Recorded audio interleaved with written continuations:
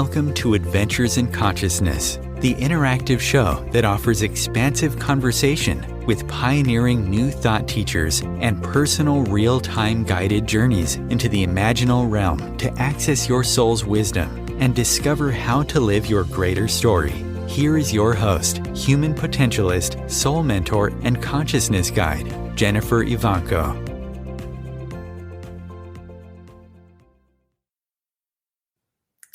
Hello, everyone, and welcome. Welcome to Adventures in Consciousness, the conversation.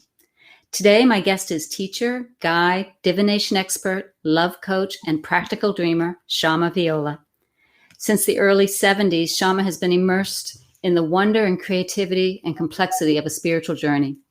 She has routinely traveled around the world, studied with masters, developed her esoteric skills, and lived in various countries and cultures, eventually becoming a citizen of the Federation of Damanhur, which we'll learn more about soon. That's in Italy. She's been there for the past 20 years. I actually met Shama as a teacher in the mystery schools at Damanhur and have been on this journey, this amazing journey with her ever since. Shama enjoys no greater pleasure than sharing what she's lived and learned and finds a great reward in seeing her students bloom. So welcome, Shama Viola. Thank you. Glad to be here with you. Thank you. So, Shama, in your bio and in my reading about your life, you have had this lifelong passion for spiritual growth and consciousness. I'd like to start back at the beginning. Let's start where this passion came from and how you started. Well, the passion itself actually started in the early 70s. Although spirituality has always been in my life, but in my early age, I was raised in an orphanage with nuns. And at the time, spirituality really was religion. And although I tried very hard to be a good person, a good soul, a good girl, and follow those dogmas and those dictates, it was difficult. Of course, being in an orphanage, and I stayed there for 13 years, from 4 to 17 years old, I had to follow the rules, I had to follow what was offered, and it was only that Catholic upbringing that was possible.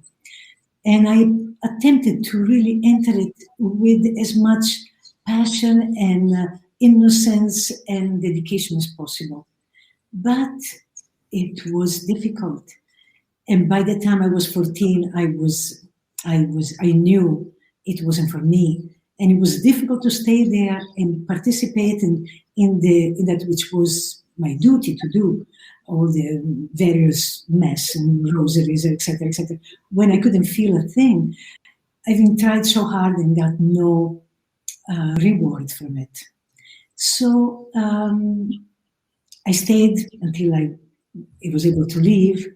And from then on, I felt the greatest gift in my life was freedom. And so I used my freedom to explore everywhere, everything that possibly I could. In the beginning, I wasn't so much involved in seeking for spirituality. They said I was burnt out enough to look to explore the world, seeing that I didn't know a thing about it. And that's what I did. I spent a number of years really delving into the world, what was it, what it had to offer to me, and all of that, until I chose to come to America when I was 24. And it was there that things developed for me in terms of my spiritual growth. It's interesting because I would think that childhood would have put you said spirituality was kind of closed down for you because it kind of put you in a box of this is what religion is. Yeah. There must have been something that sparked and opened you after. It was the freedom, the fact that I could choose, which was not something I could do as a child in that context. And the fact that I realized there was much, much, much more than just the Catholic religion.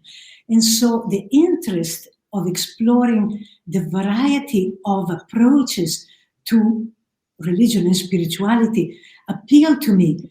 Not so much religion. I didn't explore much about that, but I felt the need to explore my spirit and the spirit of those around me in the freest way possible. Of course, I became a flower child and lived it to the fullest.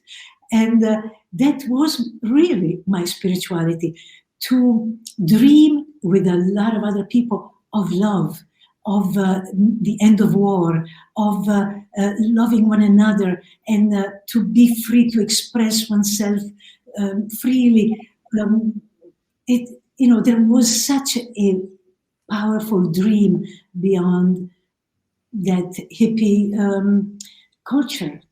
And it was beautiful, although, of course, it had also its dark side. And I experienced that too. I saw what was happening to those who became self-indulgent and didn't pursue the gift that freedom could give them, but stayed in that self-gratification that was possible to have. Yeah, so, I mean, experiencing that quick freedom, it would be easy to get into that self-indulgence and that, but there must have been something, there is that dark side. I'm sure there's a lot of times that you struggled, but at some point you had a trusting and went in a certain direction. Is there? Yes. You had guidance, or? It was really, I was an observant, and I could see people very, very close to me being lost. All this excitement and all this freedom and all this wonder and magic that we were seeking, it was becoming distorted into a drug culture that was hurting so many. And as I say, very close to me. And I started putting the brakes and recognizing that was not at all the path I was going to be interested in.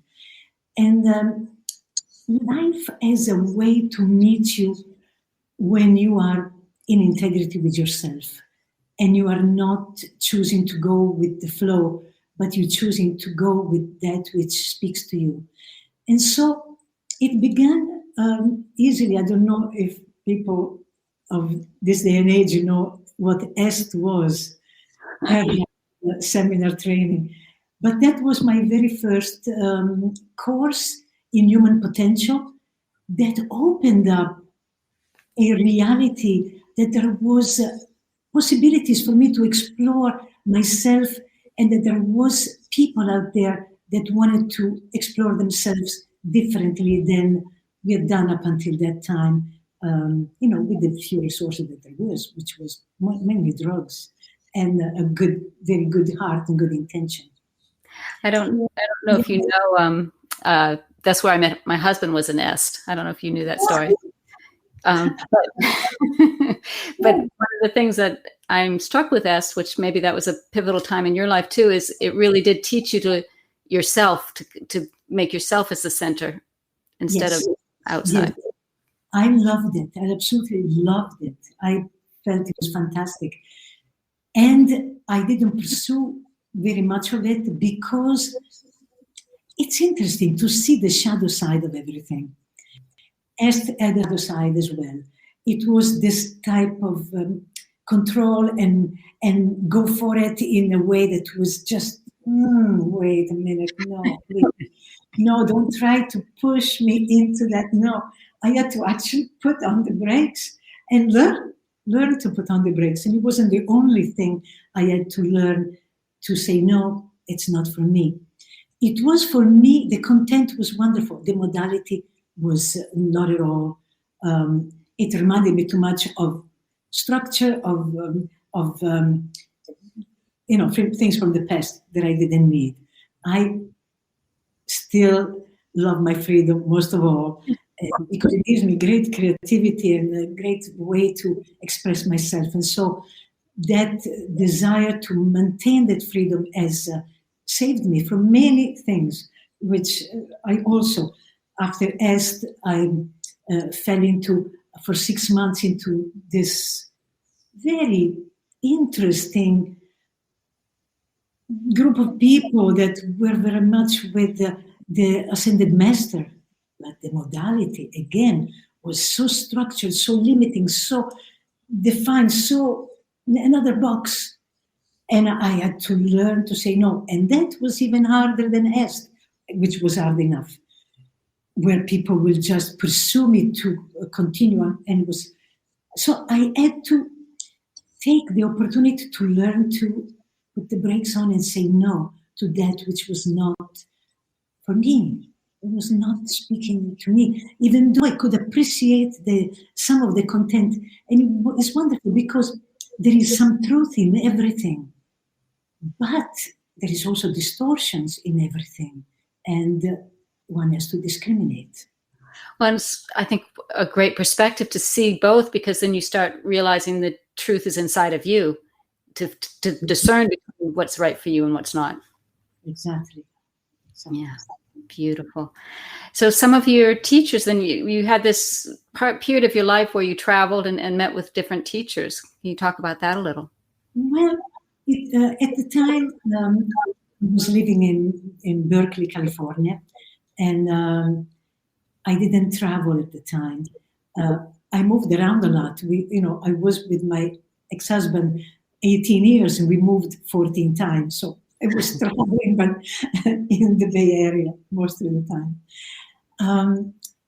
I met my greatest teacher while I was there after this other experience.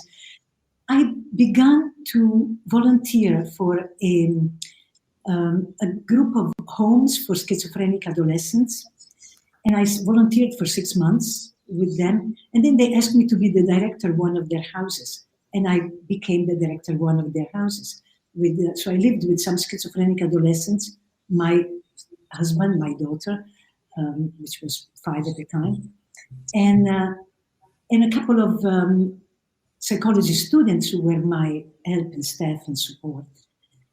And so I was able to hear of different things that were happening that were interesting. And I signed up to be part of a course. It was a 6-month course on enhancing psychic powers, the Psychic Institute. And that was my beginning exploration of even channeling. It was my first experience with channeling. And there was a channel there that was called The Teacher. And I remember that when I went to do this one session with him, he said to me, "Do I have your permission to start, how would you call it, taking down the big shield, the ice shield that you have around you?" I remember being shocked because, I was pretty numb throughout my whole childhood in the orphanage. And he began to actually break down this particular structure. But in any case, by being in that environment, I learned of a channel being called Casca Fayette, who was doing every Sunday in Marin County a session with people. And I felt drawn to go, and I went.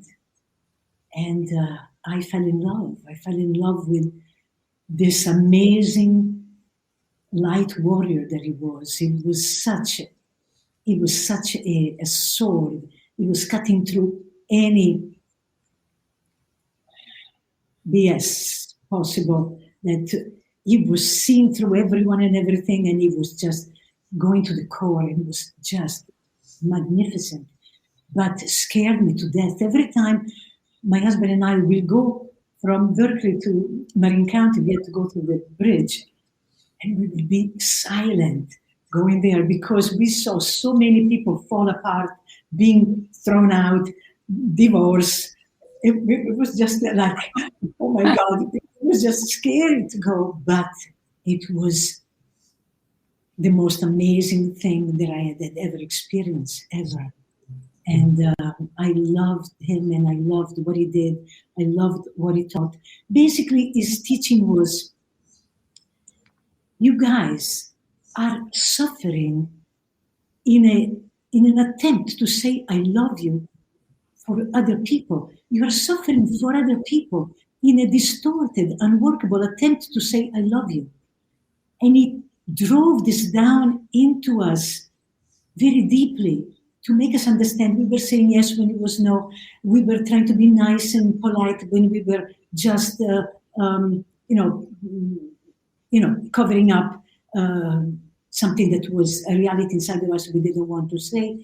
He will totally break through any covert hostility, especially in women. It was seeing that to the core. Anyway, it was 2 years with him that was, it was the most vital, scary, magnificent experience ever for me. And then he said, goodbye. I did what I came to do. Now the ball is in your court. Go play. Wow. As I'm listening to you, I'm interested in how Est was about breaking down some of those barriers, about getting to that source. And now you're saying he was about getting to the authentic self as well. It's like... Yes, but he was seen through, and he did it with so much love. But he was ruthless. It was, talk about hard love, it was that. And you could trust him totally and completely. So it wasn't through techniques or it was through just tearing the veils to make us see how we were sacrificing ourselves in an attempt to love others and to be loved. His modality was drastic, but totally worked for me, and it was what I needed.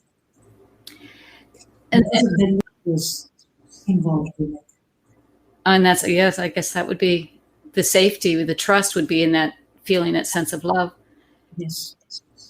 So the journey then for you had that desire for the freedom, but also it seems like it was going about finding the truth of who you are, the reality, and standing in that truth.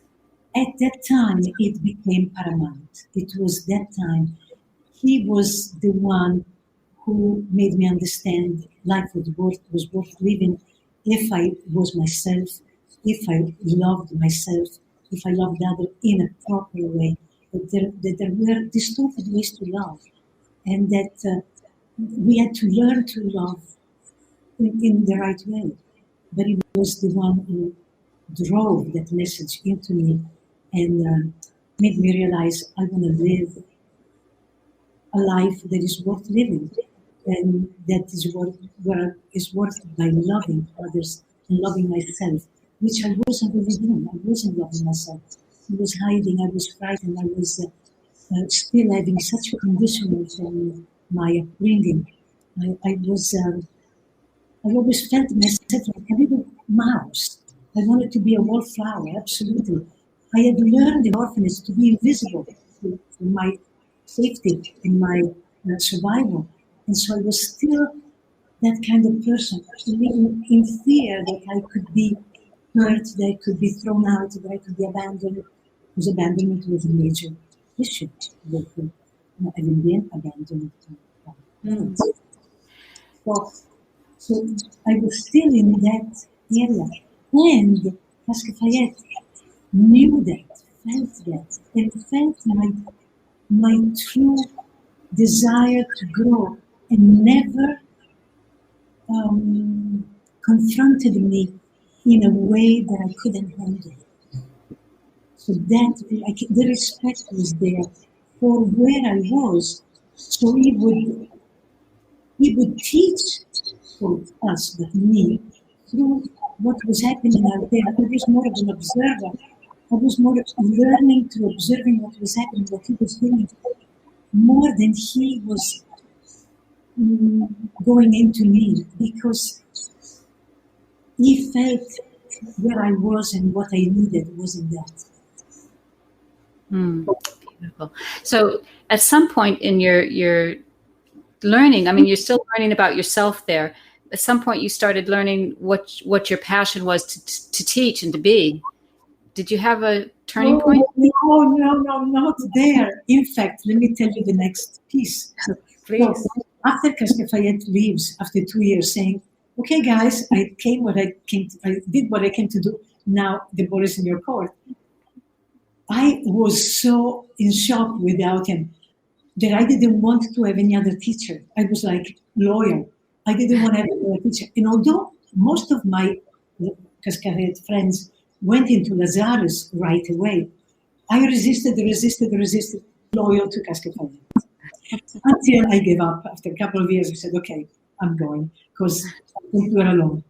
And I went to Lazarus. I was with Lazarus for 8 years. At the time, luckily, thank God for that, Lazarus was doing private readings. And I went for a private reading with him. In his private readings, he was giving us our focuses for this life, why we had come. And that's an amazing gift, truly an amazing gift. He says that there are two universal focuses that each human being has. And everybody has those. And then each one of us has 5 personal focuses. So in this session, he would give people, and gave me, my 5 personal focuses, along with my 4 blockages that were hindering me from pursuing those focuses. And so he told me that my first focus in life was love. To learn everything I could about love, to delve deep into love as like a scientist would do with a little germ on a microscope. That was going to be my focus in life. And that felt good. And then he said, "Your second focus is communication." In that moment, when I heard that word, I burst into tears. I started sobbing, and I didn't know why. Because communication for me was, I didn't know what he was talking about, but although I didn't know what he was talking about, my body just emoted tremendously and deeply. It was that impactful when he talked about communication. But only later, after I left him, did I understand what he meant, that I was meant to communicate, that I was meant to use this, that was a focus of mine. But it didn't become a focus of mine until later, after I received and learned and digested the wonderful gifts of information and knowledge that I was so lucky to receive. So communication came later on. Wow. So, hold on a second. So you talk about the blocks. Did he give you any clear understanding of these blocks? Very clear understanding of the blocks. And of course, at the time, the beautiful thing about when you are asleep is that you receive gems from those who are able to give it to you. And you are not seeing very much. You're just like, you have to start polishing those gems because you don't see them. You are not, you're blind, you're deaf, you're dumb. And that's where I was. So he told me those things and I could hear it. But it took me those 8 years with him to hone and understand more deeply the ramification of the blockages as he was sharing how many of these blockages were, part of what our ego, it was not just mine, So I learned, it took me a long time to actually own these blockages and start understanding the detrimental effects they had on me, and that I could do something about it. But I had to kind of bang my head against the wall a few times in order to realize, yes, I am really I have this kind of tendency, and it's not working. So what can I do about it? So it was, it took time. Beautiful. So we're listening to Adventures in Consciousness, the conversation. I'm Jennifer Evanko, and my guest is Shama Viola. Stay with us, please. We're going to come back in a few minutes after this break and continue the conversation. Thank you. We'll see you in a minute. The Real Conscious Connection. OMTimes Radio. IOM FM. OMTimes Magazine is one of the leading online content providers of positivity, wellness, and personal empowerment. A philanthropic organization, their net proceeds are funneled to support worldwide charity initiatives via Humanity Healing International. Through their commitment to creating community and providing conscious content, they aspire to uplift humanity on a global scale. OMTimes, co-creating a more conscious lifestyle. Hello, I'm Sandy Sedgbeer, host of OMTimes Magazine's flagship radio show, What is Going On? My passion is sifting through information, research, and innovations from new thought teachers, speakers, and researchers, pushing back the boundaries of what we know about life, energy, metaphysics, and the universe. I love shifting perceptions about who we are, why we're here, and how quickly impossible becomes normal when we open our minds, expand our awareness, and accept that the only limits that exist are those we place upon ourselves. So if you're the kind of forward-thinking, eager investigator of what lies beyond the current reality that most perceive, why not make a date to come play with me in the field of possibilities at 4 p.m. Pacific Time, 7 p.m. Eastern Time every Thursday, and together we can discover what's really going on. There is no greater mystery in life than you. So why not take a fully experiential plunge into the depths of your being to uncover and retrieve all the secrets and wisdom your soul is crying out for you to know? If you enjoy Adventures in Consciousness, the conversation, you'll love Adventures in Consciousness, the course. Join Jennifer in this unique 13-week series of journeys specifically designed to unlock the mysteries of yourself. Each week, you'll journey progressively deeper into the meta realm, where, freed from the limitations of your mind, you'll get to play and explore the inner and outer reaches of your awareness. The next series of Adventures in Consciousness, the course, is starting soon. Find out more and stake your place at jenniferevanko.com. There was an old woman who lived in a shoe.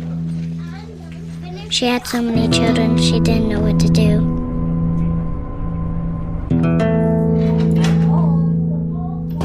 She gave them some broth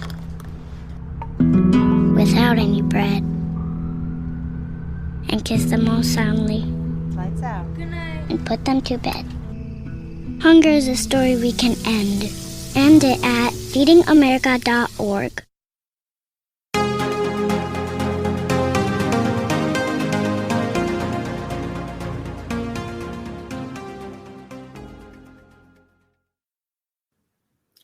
Welcome back to Adventures in Consciousness, the conversation. My guest is Shama Viola, and we're going to continue talking about, we just finished talking about her years in the States and these, as a flower child, and these adventures she had learning and with different teachers. But now I'd like to move into where she's been in the last 20 years, into this very special place. Can you tell us a little bit about your adventure to Damanhur and how that happened?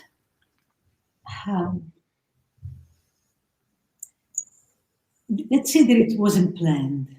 It wasn't at all my dream or desire to end up in community again. So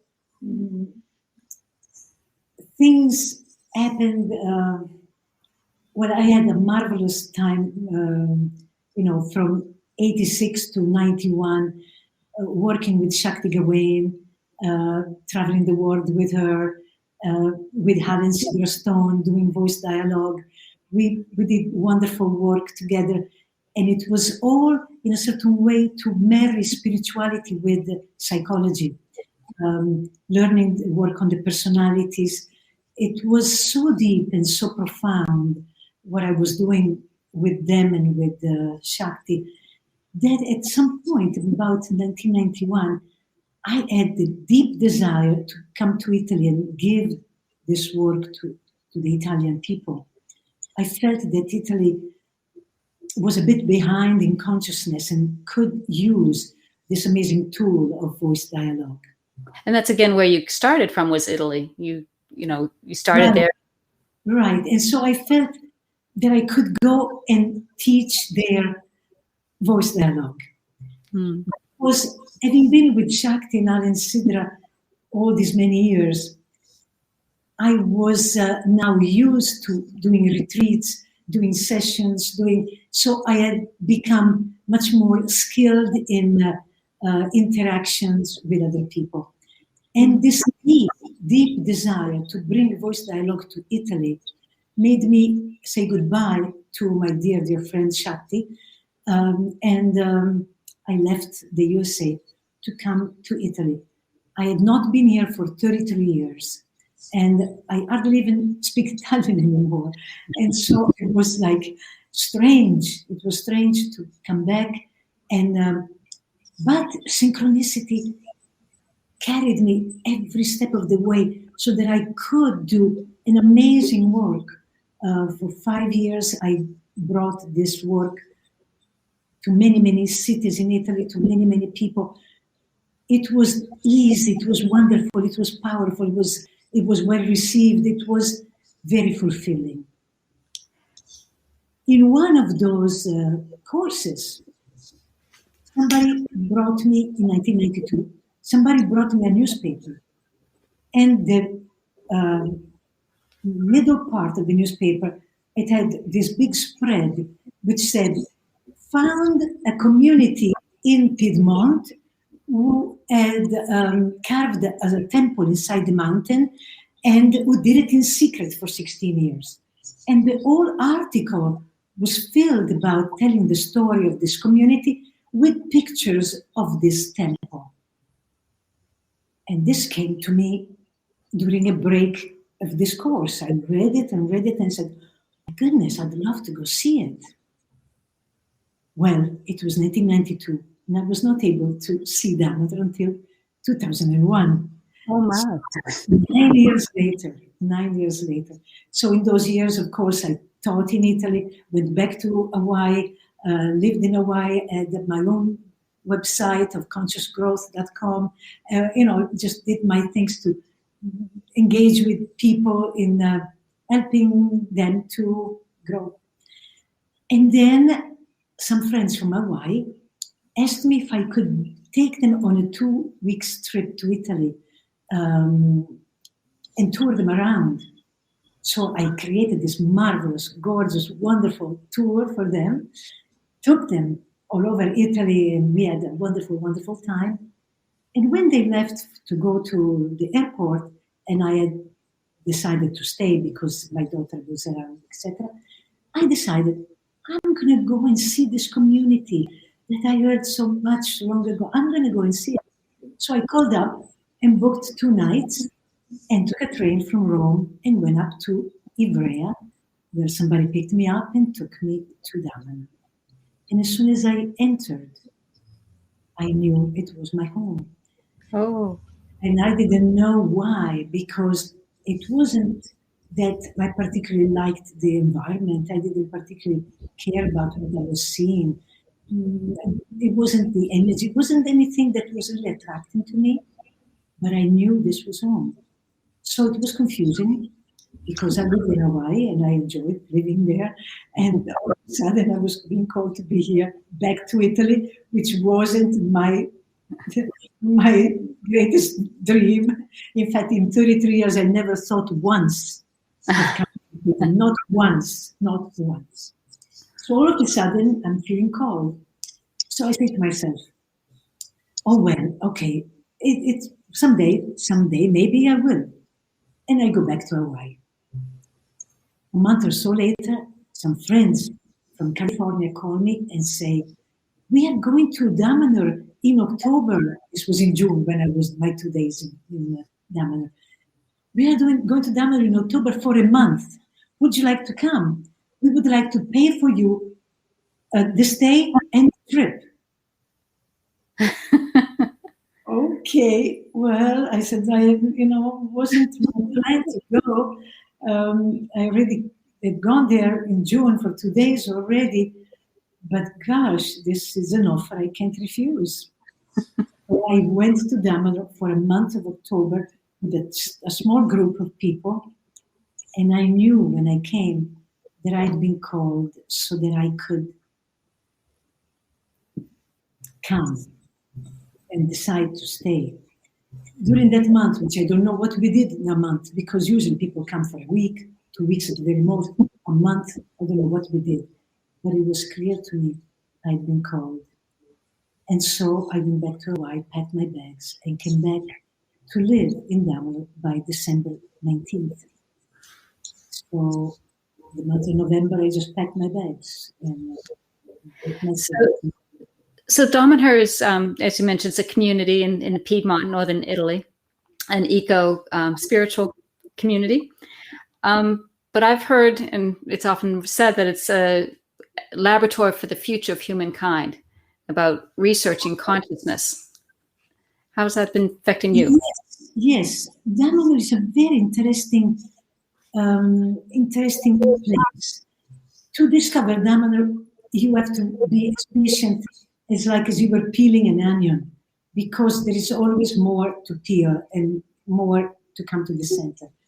So it takes a while to enter into all the possibilities that Damanhur have to offer. And yes, there is many groups in Damanhur who do different types of research. So, for example, I'm in a group of dreamers, and we do a research on dreams using a variety of techniques and modalities and approaches, etc. But that's not the only group I'm in. I'm in another group that has to do with death, and we look into the death, the rituals for death, and the preparation for death, etc., etc. So there are many different ways in which people can explore their interest and expand their awareness about the things they're interested in. So it is a place that can be very stimulating, but it has some challenges, because it does require a total commitment, a total presence. It's like you have a social environment that you are engaged in and day out. You're living with people, and so you're learning through the reflection other people provide for you. You have a spiritual path that you follow, and that requires time and energy and attention from you. You have work that you have to do for the community, for yourself, to support yourself. In any case, Damanhur is a great opportunity for growth and a great challenge. It's not an easy choice. I think through the challenges, that's often how we learn, though, right? It's absolutely. And I noticed constant choice. And I noticed the research. It's not about just going across the top and looking at a whole bunch of different things. It's about choosing something and going, like you said, dream. It's practical dreaming. You really do a lot of work there.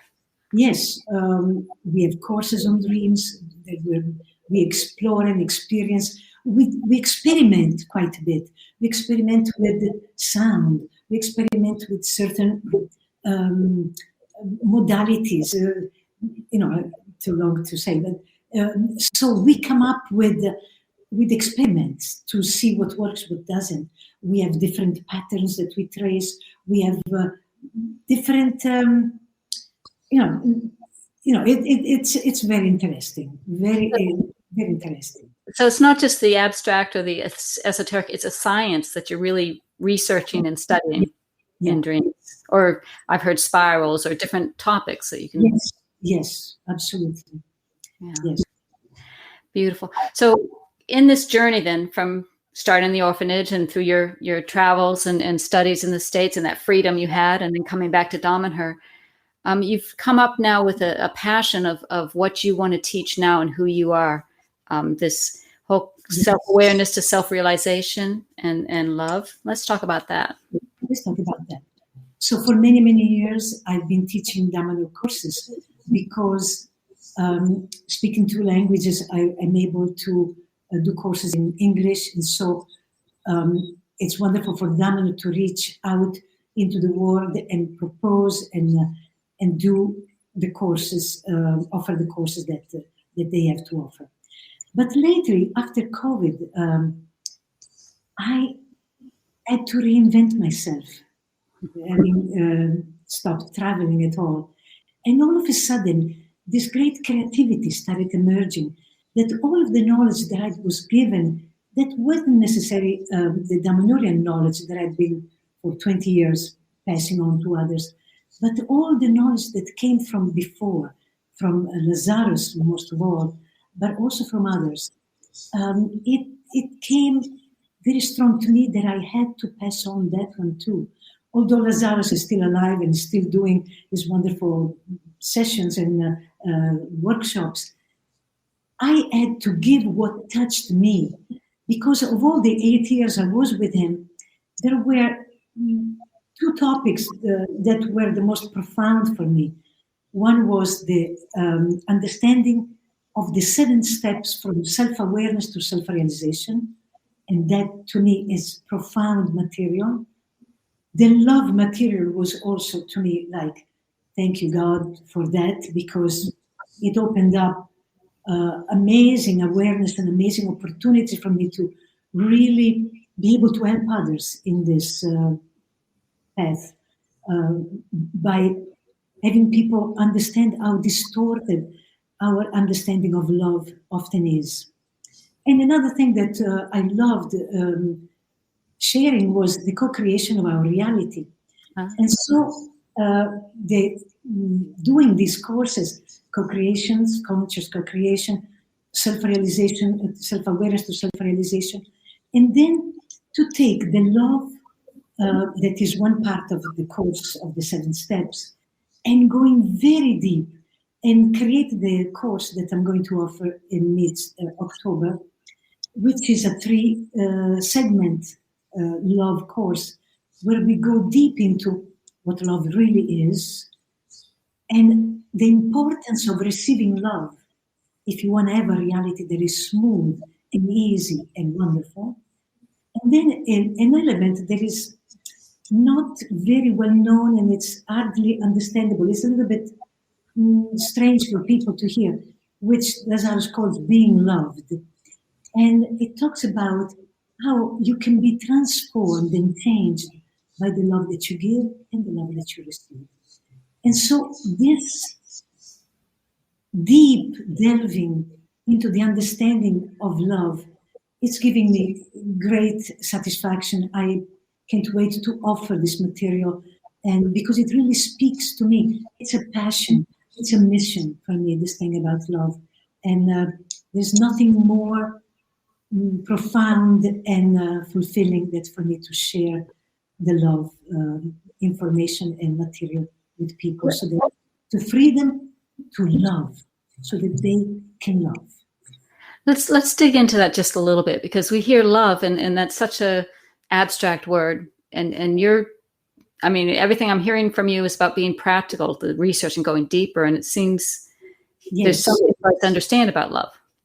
There is much to understand about love, and mainly is that we are repeating in our life the love concept and convictions that we were passed on by family, by education, by religion, by society, that we have taken for granted those concepts about love, and they are distortions. And we, sometimes for us, love is guilt. Love is pleasing others to the level of depletion completely. Love is sacrificing yourself. Love, there are distortions that don't make us happy and don't make happy the people we want to love. And so it is important for us to understand what love really is, so that we can love and have that joy of giving love and of receiving love from others. And so you make this very practical and real when you do these courses to understand. Because we also go into what stops us from love. Because love is becoming sometimes a cliche word. And it becomes very abstract. And very often we have a lot of resistance to love, because for us, maybe in childhood, love was pain, love was obedience, love was sacrificing. And so we have resistance to love. And we need to uncover, discover, and heal all of those limitations that block us from true love. Beautiful. The one other thing I'd like to touch on in our last minutes here is you also do divination, and you teach a course on divination. Oh, yes. Yes. In Damanhur, I was doing cards when I was in California in Hawaii. I was using the Crowley deck. But when I came to Damanhur, they didn't use that deck at all. They used a deck I couldn't feel much affinity for. And then I woke up one day as a dreamer, knowing that I had to create my own deck. And I created Braltalei, which means magical signs for divination. It's a deck of 111 cards that have the symbols of the sacred language that we use in Damanhur to connect with the divine. And it's a beautiful language, the beautiful symbols. And I made a deck of beautiful cards with the paintings of the founder, Roberta Evanko, which was a wonderful painter. And so I use this divination deck a lot. I have a lot of people that come to ask for readings. And these cards are awesome. They are uncanny in giving correct information, powerful guidance. And so it is a total thrill and delight for me to share Braltalei with people. When did you start realizing that you could understand or receive divinations and understand these messages? It was as if a memory from past lives was always there for me. There was this attraction to divine, I wanted to learn how to see further in the future. And I studied with Angeles Alien, this wonderful teacher that wrote the Tarot Handbook, and started using the Crowley deck that she used, and started with that. But then, when the need came that I wanted to do it, but I didn't have a way to do it, because in Damanhur it was impossible to do one or the other, because I didn't like one and the other was people didn't relate to. I had to create my own. That was super wonderful. I'm thinking about a divination course you taught years ago in mystery school, the one where divination isn't just the cards, but you can create anything as a divination. Yes. But how did you start receiving those kinds of messages or trusting what you were seeing? Because it was so obvious. It became so obvious that when I surrendered, when I trusted, and I asked for, I would get the answer. It was obvious. It wasn't an effort at all. And so it became fun. It became just a wonderful interaction with reality. And it was a dialogue, a conversation with reality that was happening, and that I wanted to then make even more tangible through the use of the cards. So for people to see that it wasn't just me putting out things from the ether, but that the cards were validating what a person felt, what a person thought, what a person was choosing. So it was. I think it's interesting when you create a language to work with that information coming to you, like you reinforce that language through the cards of how they're being used. It becomes that conversation, like you said, and not just the bird's going that way, now it means this. Yes. For us in the Western world, the cards are a tool that we accept and that we can use and we can understand. And we all could have the facility to use them. I sell the decks, and people find it not incredibly easy to use because people don't have immediate trust in themselves that they can use it. But the cards are actually easy to use. They're talking very simply and very clearly to anyone who is willing to trust the message. That's what I was going to ask you next, is if anybody could learn how to do this divination, you think, and be successful at. Everybody can. Everybody can. You just have to get away from yourself. You have to get out of your ego and just know that the cards are using you to just read. You're just someone who's reading like a book. And the unconscious of the person is telling that person what that person already knows and what it needs to be reminded of. You have to get out of the way and just read what's there. In total trust and in total no attachment, being right. That's the tough thing. Nothing to do with you. Okay. Because I've looked at, I used to read cards. I had an Osha deck and more divination, not tarot. And it was really tapping into my intuition and reading from there, not from what the cards were saying. When I do your deck, it's more about what the cards are saying and less my filter. Yes. Your intuition is there as well to tie things together in a harmonious way. But the cards are telling you exactly what the person needs to hear without too much added.